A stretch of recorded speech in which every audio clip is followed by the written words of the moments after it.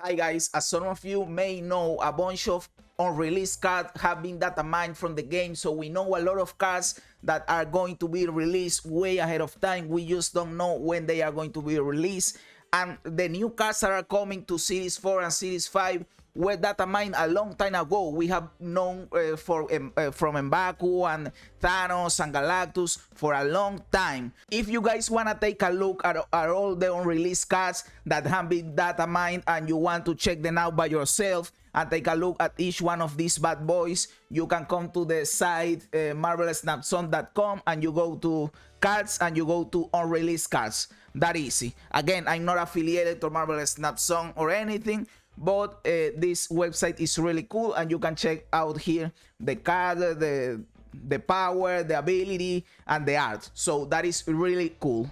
So this video is me telling you what are my 5 top unreleased cards that I want to see in the game as soon as possible. The cards that I'm waiting the most, the cards that have me the more hype, the cards that I want to play the most because they are cool and I like the design choices, and the cards that also make me tell you this game has endless possibilities. This is the design choices that I want them pursue in the game. This is the design that I want them to take to the extreme and do some crazy stuff, you know. So that is this video. I'm just going to tell you my top 5 unreleased cards that I want to see in the game as soon as possible because I think they are cool and they are awesome. This is not based on power level. This is based on coolness, on what I think is great for the game. This is not based on, oh, these are going to be the more powerful card. I don't know if these cards are going to be good, but I know they are going to be fun. I know that for sure, and that is what I like, bro. I like to have fun. Oh, how surprising, dude. This would like to have fun. So yeah, whatever bullshit, blah blah blah, intro, we are out of the way. Let's start this out with this one, Elsa Bloodstone. It is very simple, a 1/1 description. At the end of each turn, if you are winning this location, +1 power. And you will say, bro, why do you want this card to be implemented? It is kind of stupid. And it isn't, and I'm going to tell you why. I played a lot a card game called Went, and I don't know if some of you know that game, but if you don't, it is a Witcher card game from the Witcher series, the game, the TV series, the book series, you know, and that game is cool. I love Went, bro. And in Went, there is a concept in cards that are called engines, and they are called engines because once you play them, they can continue generating points throughout the game in different ways, in different mechanics. And in Marvelous Snap, there are some engines, but I believe they are too few engines, and I want this game has the potential to have great engines, you know. 2 engines that are already implemented that I can think of the top of my head are Bishop and Angela, and they kind of function the same. You play cards and they get bigger. 2 more engines that I can think of are the Collector. The Collector is an engine for sure, and Morbius is an engine you discard and he gets bigger. Those are the engines that I can think of out of the top of my head. So I believe we need more engines. I want to see more engines in the game, and this Elsa Bloodstone is an engine. At the end of each turn, if you are winning this location, +1 power. I don't know if this card will be good or if it will be awesome. I don't know, or if it will suck. But it is an engine, and I love engines. I want them to keep designing engines. Not that all cars are engines, but I want to see more engines in the game, and that's why I like Elsa Bloodstone, bro. So that is pretty simple. Then we have here Kitty Pryde. And why do I like Kitty Pryde? Because, again, they push a little forward the design space in the game, and they try something new. I want to, you can pull this back to your hand at any time. So this is cool. You can play her, take her back, play her, take her back, play her, take her back. Where do you think this is cool? In a collector deck, right? This is great in a collector deck. You can buff your collector every turn, bro. This is great, bro. I love that. And maybe there will be another mechanic in the game besides the collector that benefits from taking stuff back to your hand, you know? And we have the Bishop, we have the Angela. They can benefit because you play Kitty Pryde, you take her back, you play Kitty Pryde, and then your Angela gets big or your Bishop gets big. I love that, bro. So yes, I like the card not only because I believe it synergizes very well with these cards I'm talking about, but also because it pushes a little forward the design space in the game. I want them to think outside of the box. So I love the design of Kitty Pryde, and I hope they don't change this ability and the card chips like this. I don't care about the power. If they wanted to take her back to 1 power, I'm fine by that, but I want the ability to remain. You know, you can pull this back to your hand at any time. That is a great design space, and I love that. Then we have Modoc, bro. Modoc, look at this. The art is great. The dude is cool. The logo for the title of the card, for the name, is cool, bro. And you guys know that I love discard decks. You know that discard is one of my favorite mechanics in the game if you have seen my videos. So when they give me a card that says discard your whole hand, bro, that is cool. That is cool as fuck, bro.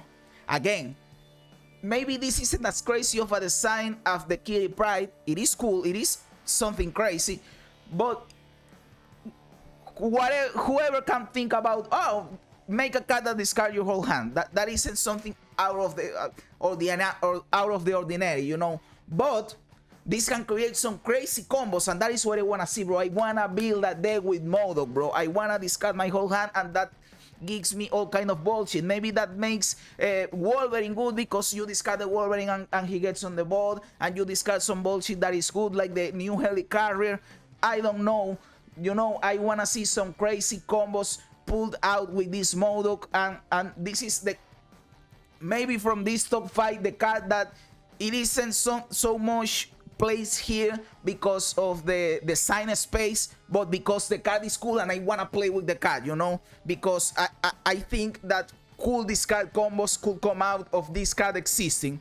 So I hope the card remains as this, you know, that they don't go and say, no, let's change the ability, you know. I want Modoc to remain as a discard your hand. I don't care if they change the energy or the power level. I don't give a fuck about that. I want the card to remain at discard your hand. And now that I have attached the concept of discard your hand to Modoc, I don't want them to give this ability to another card, bro. I don't want them to build, I don't know, some crazy character and give him the discard your hand. No, I want this to be with Modoc, dude. Don't change this bullshit, please, Second Dinner. I want this card existing, and please don't launch this card 9 months from now. Give me this card 2 months from now. Please, this card is cool, bro. And now we have a card that I love the character. This is, I always tell you that I have favorite cards in the game, and then I tell you that I have favorite characters in the Marvel Universe. And I told you guys that my 2 favorite characters tied in the first place are Doctor Doom and Green Goblin. After them, you know who is my next favorite character? Kang the Conqueror, dude. Please don't fuck Kang up in the Marvel Universe, in the cinematic universe. Please make him good, bro. You have a big responsibility in your hands to make Kang the Conqueror epic, because he's an epic character and I don't want you fucking him up, dude. So we have Kang here in the game and he looks awesome. I love the typography for the name. I love the art. This is cool. I love it, and I love what the card does. I don't know why the website doesn't have what the card does here, but they have it down here. And the card does this. On reveal, look at what your opponent did and then restart the turn without Kang. By the way, we have some Kang variants here and they are awesome, bro. These are cool variants. I love them too. Bro, but check this out. Look at what your opponent did and then restart the turn, dude. Bro, this is some crazy stuff, right? So that is why I want to see this card implemented in the game, because this pushes the design space forward. This allows to some crazy stuff to happen, and that is what I want to see in the game. I want the game to come to a point where all kind of insane stuff happen, and we already had that. We have some infinite combos like the Exodia deck, or the infinite on reveals with the Arnim Zola and the Odin and the Black Panther. We already have some crazy combos, bro, but I want that to keep pushing forward and keep getting better, and Kang can give us that. So I don't know exactly how this would work, Because, all right, this is something like a Daredevil, but then you restart the turn. Do you get your energy back? So you play your Kang, your opponent plays, you restart the turn. Do you get your energy back? How would this work? I don't really know. But this could allow for some crazy stuff, and it aligns with what Kang the Conqueror is, you know, a time traveler. So I love this, bro. I really, really love this, and I hope they keep this design of the card in, you know, and that they don't change it. Maybe let them tweak it a bit, but that it is something like this, because I like this card because of this. So I'm happy that one of my favorite characters, that is Kang the Conqueror, has a cool effect, you know. I don't care if it isn't strong, bro. I just care that it is cool, that it is something original and something fun to play with. Now, my other card that was going to be in this spot instead of Kitty Pryde was going to be Thanos. But we are going to get Thanos like next week, so I don't want to include Thanos in this video since we already are going to get him like in 5 days or so. So I won't include Thanos here, but I will give him an honorable mention. Thanos is cool because of that same stuff that I've been talking about. It pushes the design space forward. He shuffles 6 Infinity Stones into your deck. The Infinity Stones are some crazy bullshit. So Thanos is an archetype defining card. I hope someone makes a great deck with him that is viable to play it and have fun. Thanos is a cool character, cool art, cool typography, cool ability. This is great, bro. I believe this is good for the game. Again, this pushes forward the design space. I want them to keep thinking outside the box and keep thinking insane stuff, and Thanos is the proof that they also want to do that. So that makes me excited for the future of the game, because I know that they aren't going to get out of ideas anytime soon, bro. They know what they are doing, and this is what I want to see in the game. So that's why I give an honorable mention to Thanos. And the same goes for my other honorable mention, the Living Tribunal. So you know that the Living Tribunal is like a cosmic entity in the Marvel Universe. I believe that he is only below God. That in the Marvel Universe, it is called the one above all. So the Living Tribunal is like one of the more powerful forces in the universe, you know. So he has the ability at the end of the game, split your total power evenly among all locations. And again, why do I like this card? Because it pushes forward the design space in the game. This is a cool ability. This is archetype defining. This can create something new, you know, a deck that revolves around this ability. And I love that, dude. So this is a great card for me. Again, bro, the art is cool. Look at this. Who wouldn't want to play with this card, bro? I love this. So that's why this is one of my honorable mentions. And now we will come to my top 1 favorite unreleased card, the one that I want to see added in the game the most. And I have referenced this before in a couple of videos, because people often ask me, what is your favorite card? And well, you all guys know that my favorite card is Green Goblin, but that is my favorite card for the ones that are on the game right now. But I have a card that I like more than Green Goblin, and not the character, because I like the character Green Goblin more, but the card as a design I like one more, but it hasn't been released, and it's this one. So some people may know what this card is because I have talked about it before, and this card is Mephisto, dude. Again, cool character, cool card art, cool typography, but look at this ability, bro. This is insane. If you win this game, double your winnings. This is the design space pushing forward that I want to see, bro. This is thinking outside of the box. Who would have thought that you could get more than 8 cubes in a game? Nobody, bro, because, well, yeah, that is the most you can get. You design cards to play the game and not thinking that something affects, not thinking of something that affects your account outside of the game, you know. So there you have the Mephisto. If you win this game, double your winning. So if you win an 8 cube game, you get 16 cubes, dude. How cool is that?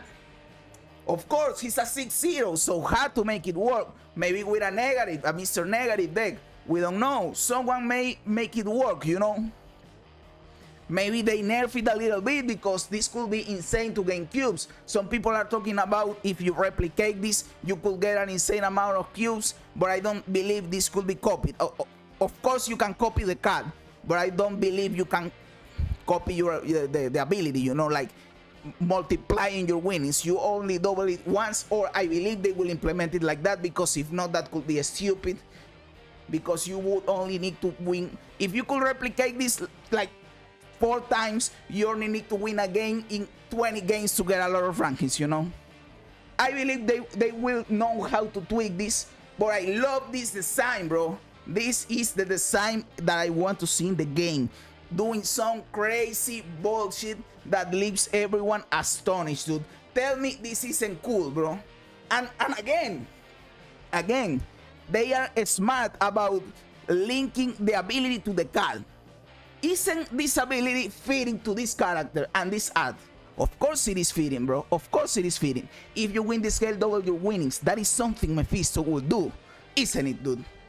This is good. This is great. I love this card. This is my favorite card in Marvel Snap. I hope they release it like this. Yes, it will be even a favorite card over the Green Goblin, dude. Not a favorite character, but a card. A card. Or maybe tied with my dude, the Green Goblin, because I also love that design space of giving your opponent the card, dude. And when the Green Goblin flies to the other side is so cool, bro. But let's be honest, this is crazier, you know. This pushes the boundaries of the game forward, and this is what I want to see in the game. So I hope you like the video. If you have some other cards that have been data mined and you love them, let me know in the comments below. What are your favorite cards? What do you think about my personal top 5? Am I wrong? Am I right? What is happening here, bro? Please let me know. If you like the video, please like and subscribe to the channel. I really want to hit those 1K subs. That means a lot to me, bro.